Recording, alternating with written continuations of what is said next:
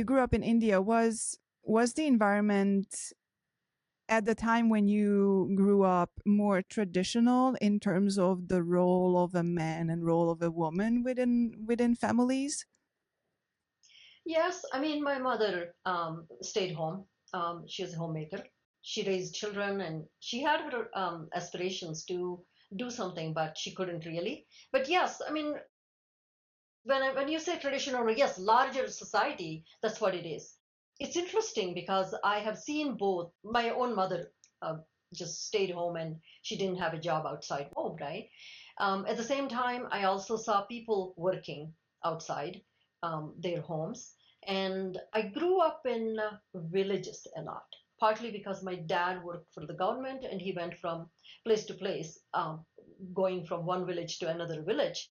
And I have actually seen women work in the fields.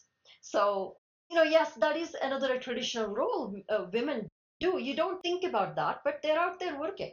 They're working in knee-deep water planting, right? So if you look at that as a work, right? If you don't put labels saying it has to be blue collar or white collar or what collar, but they are working. They are working. They are making money. They are independent. They are bringing home the money to raise their children. So you can, if you look around, I think you do find examples of women that work outside home. You just have to look, in my opinion. I have a similar and different experience in different ways. In our family, like my mom and dad, they had a company that they were managing together. And obviously they had me. And so my mom was, before they started all this, she was a math and physics teacher at a high school. And then she married my dad, and then they had me, and they started their company. So she was obviously not able to really teach anymore because she was doing some accounting and this and that. So she was doing work in the company, almost like as you were talking about the women who were working out on the field. So she was doing both, the accounting stuff, which was still mathematics, and she was also doing some of the physical work in the workshop, and whatever needed to get done for the company to keep running.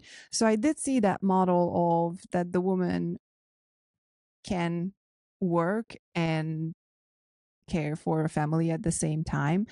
However, they also kind of had this sort of traditional model of my mom was doing everything in the household. And it was so funny. I think there was one time my mom was in the hospital and I was at home with my dad, and I think he put orange juice into my tea as opposed to lemon juice, and then we laughed at it with my mother for years after that.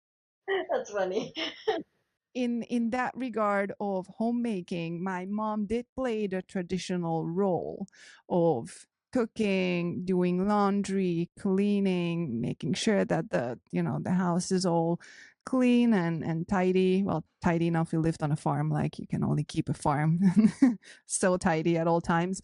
But that was all her doing on top of everything else that her work was in the company. So I wouldn't say that she always had a nicely balanced work life ratio, but at least I never felt that a woman cannot do work outside of building the family. I did see kind of both sides, as what you were saying too with your family. As you're looking back, do you think that seeing all these examples and getting these somewhat maybe hidden incentives from like your dad, how much do you think it fed into how you shaped your career and your life choices later on as a woman? So, what I learned from my family and generally my parents, my family is probably, one would say, non-traditional family in the sense of speaking. I grew up in a large family. I mean, meaning I didn't grow up in a joint family, but summers we got together.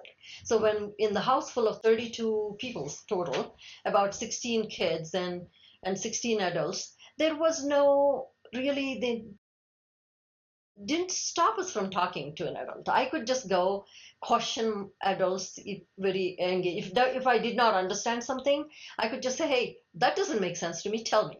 So nobody really stopped me saying you shouldn't be asking questions like that.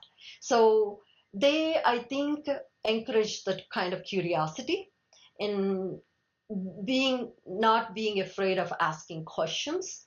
And so that shaped me a lot. Looking back, I kind of go looking back and where does this come from?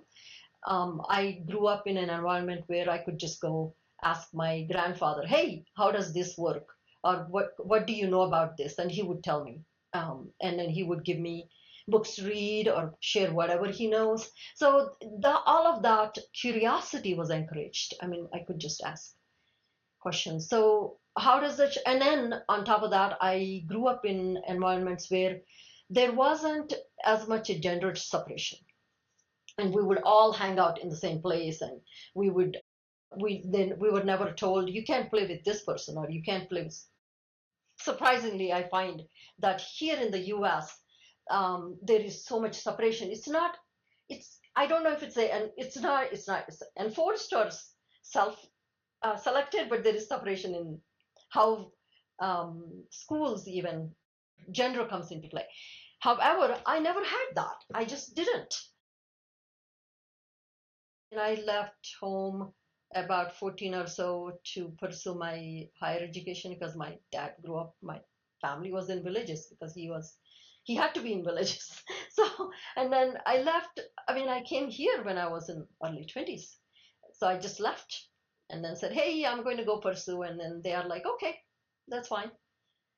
I think they were very afraid, but they didn't want to stop me. So I think it does shape. And then when um, this extends to, so for women, right? We do, I mean, women do other things. I mean, meaning bearing children, have needing to being a caretaker, caregiver for family, and all of that. I think I made a choice when it came to that, picking a partner that could support me. So I looked for a partner that would support me in my career goals.